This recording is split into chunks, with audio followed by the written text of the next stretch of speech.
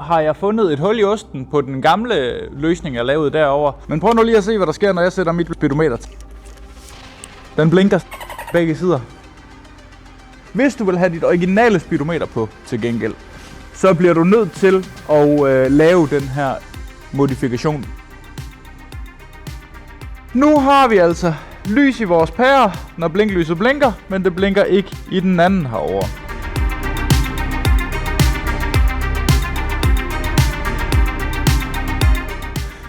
Velkommen til, gutter. LED blinklys, afsnit 2.0.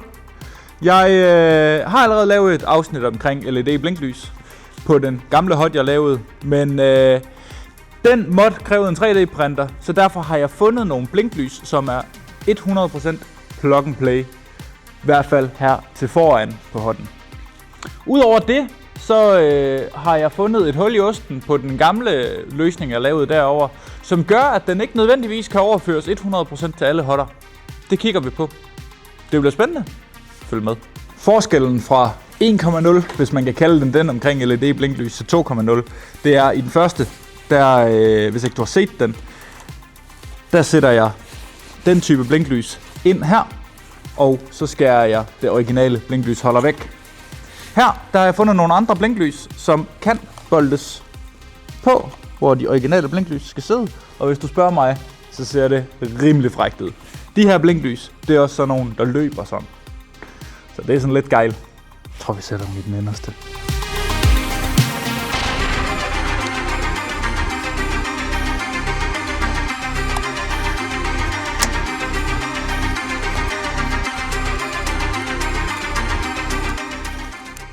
Sidste gang der sagde jeg, at jeg havde skiftet stikkene på de her kineser blinklys. Og det er rigtigt, det havde jeg. Fordi det er de små, det er en 3,5 mm bullet, der sidder her på, og det er en 4 mm bullet connector, som de skal gå i. Så de passer faktisk ikke, men så sagde jeg også, at man kunne klippe det af og lodde det og sådan noget. Det kan også være lidt fræk lige at klemme hundbulletten her. Ikke meget. Bare lige en lille bitte smule. Så passer de også. Svære behøver man ikke at gøre det.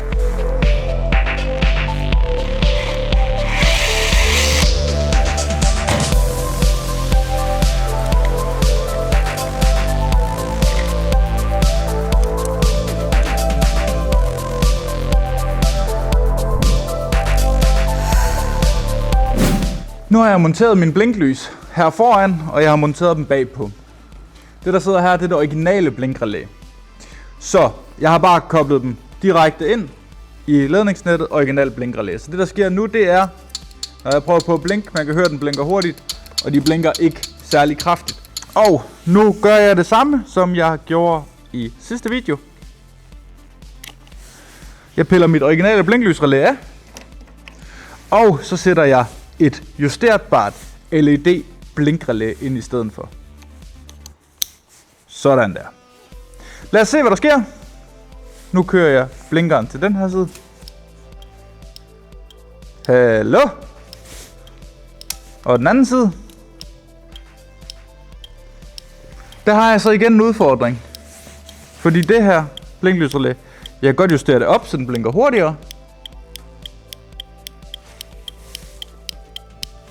Men når jeg kører det helt ned, så langt ned som det kan, den når ikke at køre cyklusen færdig. Det er jeg ikke helt tilfreds med. Så jeg har været i gang med at eksperimentere endnu mere. Hvis jeg tager her på mit blinklysrelæ, og jeg piller det her, det er den midterste, det er den der går op til blinklysindikatoren, eller blinklyskontakten. Og den her orange herude, den er der fast spænding på hele tiden. Så det vil altså sige, når nøglen er drejet, så er der 12 volt her. Hvis jeg nu lige napper de to her, og så sætter jeg dem sammen.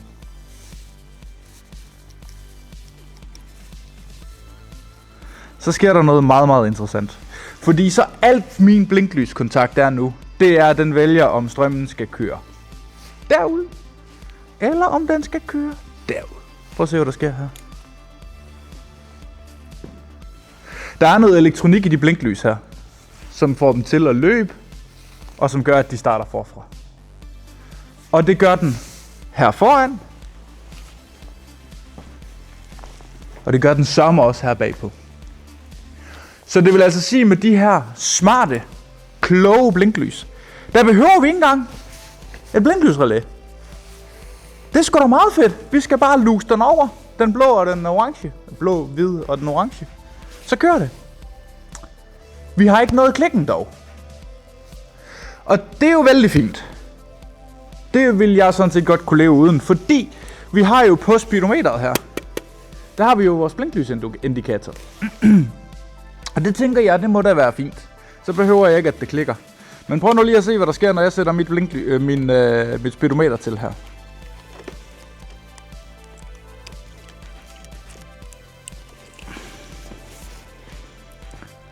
Nu blinker den. Gud hjælp med i samme side.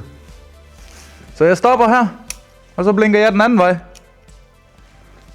Den blinker stadigvæk i begge sider. Det skal vi have løst.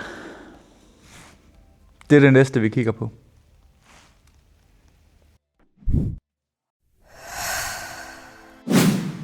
Godt. For vi kan forstå, hvad det er, der sker, hvorfor begge blinklys de blinker, så skal vi lige forstå grundprincipperne. Ud til blinklysene her, der har vi til den ene side en lyserød og en sort, altså en positiv og en stel. Og til den anden side her, der har vi en brun og en sort, altså en positiv til den side og en stel. Det er der både foran og bagpå. Når vi så kigger på vores blinklysindikator til gengæld, så har vi på vores blinklysindikator, den sidder heroppe på instrumentbordet, normalvis jeg har bare hævet pæren ud her, der har vi en brun og en lyserød, altså de samme farver som her. Og det er fordi, det her det er en fælles blinklysindikator. Og det var derfor, at jeg ikke oplevede det på den anden PGO. Det er fordi, der er en indikator både til højre og til venstre. Så der har de altså været separeret. Her der er de fælles.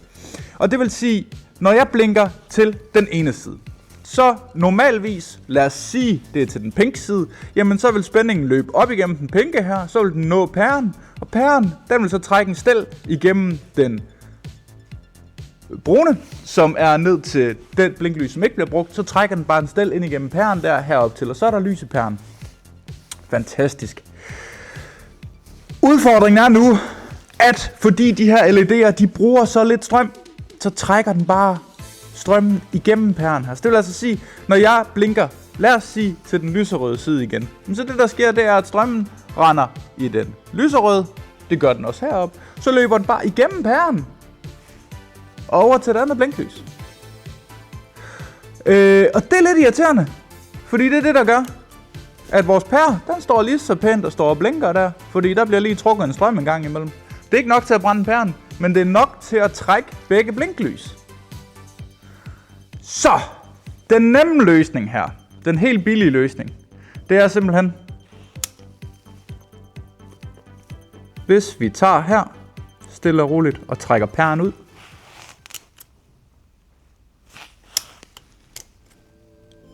så virker vores blinklys individuelt igen. Men i kraft af, at jeg har fjernet blinklysrelæet, så har jeg ikke en klikken. Så vil jeg rigtig gerne have, at min blinklysindikator rent faktisk virker. Man kan sige, jeg kunne bare klippe lampen af her, og så lave en højre, altså den der, køre den op til en pære, ned til stel, og lave en venstre, den der, køre den op til en pære, ned til stel. Job done.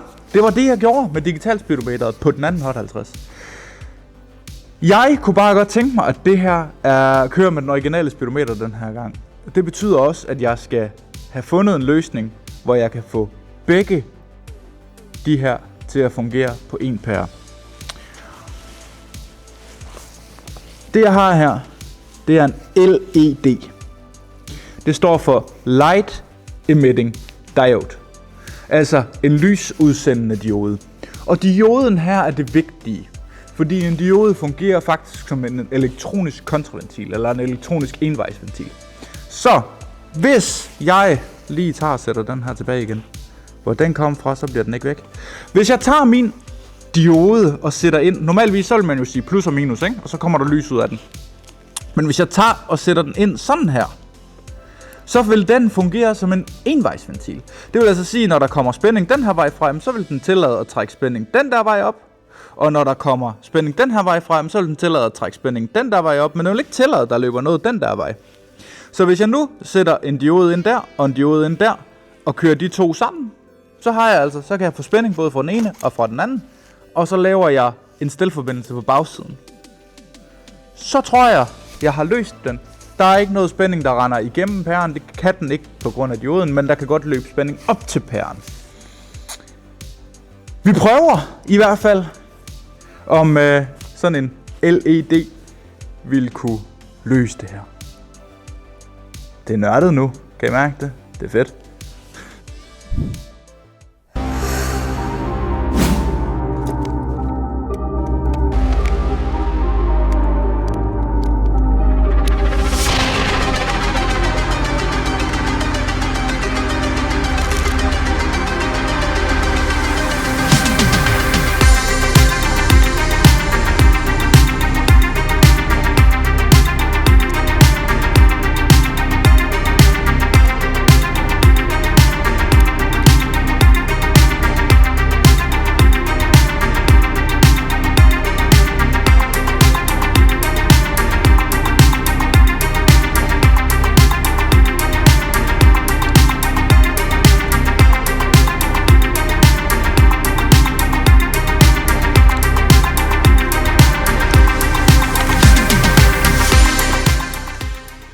Så. Det er ikke sådan, fordi det er verdens pæneste lodninger, men teorien så burde det virke nu. Så det er meget interessant. LED-konceptet, det virkede. Fordi at så har jeg en indikator på, når den blinker den vej, og så har jeg en indikator på, når den blinker den vej. Hvor man kan sige, hvis jeg skiller den her, så holder de op med at lyse, og den blinker stadigvæk kun i den ene side, fordi nu har jeg jo sluppet kredsløbet. Der er bare ikke strøm nok herude til, at pæren begynder at lyse. Og hvor den begrænsning sidder henne er, om det er kablerne ud til LED'erne, der er for tynde, eller om der ikke kan komme strøm nok igennem de LED'er til at trække en glødepære, eller om det er fordi, der er modstand på de LED'er, så de kan tage 12 volt. Pas, jeg ved det ikke. Men jeg har rigtige dioder, altså dioder, som kun er lavet til at køre strøm igennem, som ikke er light emitting. Jeg prøver lige at udskifte de dioder der med rigtige dioder, så ser vi om det virker. Så i stedet for har jeg lavet 2 rigtige dioder ind. En diode, det er som sagt sådan en kontraventil. De her er bare ikke light emitting. Den diode jeg har brugt hedder en 1N4148. Og det er en standarddiode brugt ude i industrien derude. Den ser sådan der ud, og dioden har sådan en ring på toppen. Og man kan sige, at ringen det er kontraventilen. Den indikerer kontraventilen, så den skal have lov til at rende igennem, men ikke rende den der vej. Derfor så har jeg vendt dem med ringen imod pæren. Så 2 af dem, en på hver, så har vi den elektroniske kontraventil og en stelforbindelse.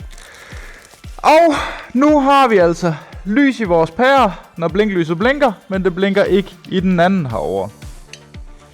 Det bliver en smule mere nørdet, end jeg havde håbet på.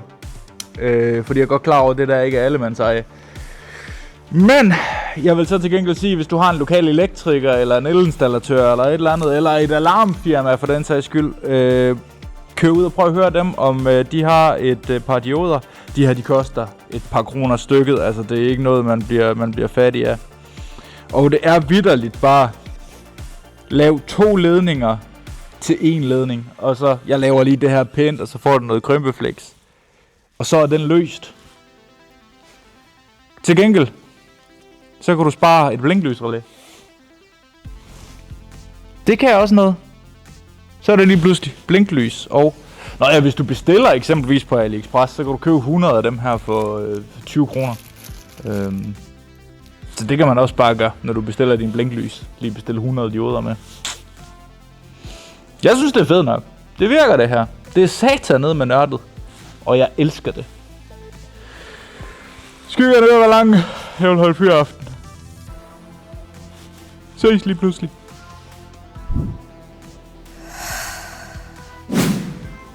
Det var det.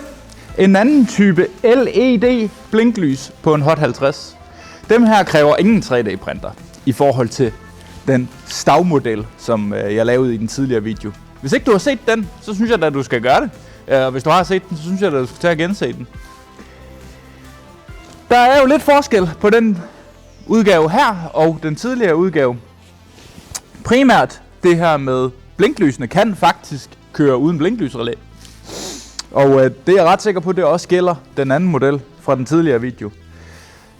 Man kan sige, hvis du vil køre med original speedometer, om du vil køre med den type LED blinklys her, om du vil køre med den anden type LED blinklys, med eller uden blinklysrelæ. Hvis du vil have dit originale speedometer på til gengæld, så bliver du nødt til at lave den her modifikation med dioderne. Enten det, eller pille blinklyspærerne ud, eller klippe ledningerne, men så har du ingen blinklysindikator. Har du ikke mod på at gå i gang med diode modifikationen her, så kunne du jo også bare gå hele vejen og lave et digitalt speedometerløsning. Så er det her ikke nogen udfordring. Der ligger også en video på det. Men det her, jeg synes det er meget fedt. Der er godt nok lys i lampen heroppe hele tiden, og der er ingen klikken, men det kan noget. Det synes jeg altså virkelig.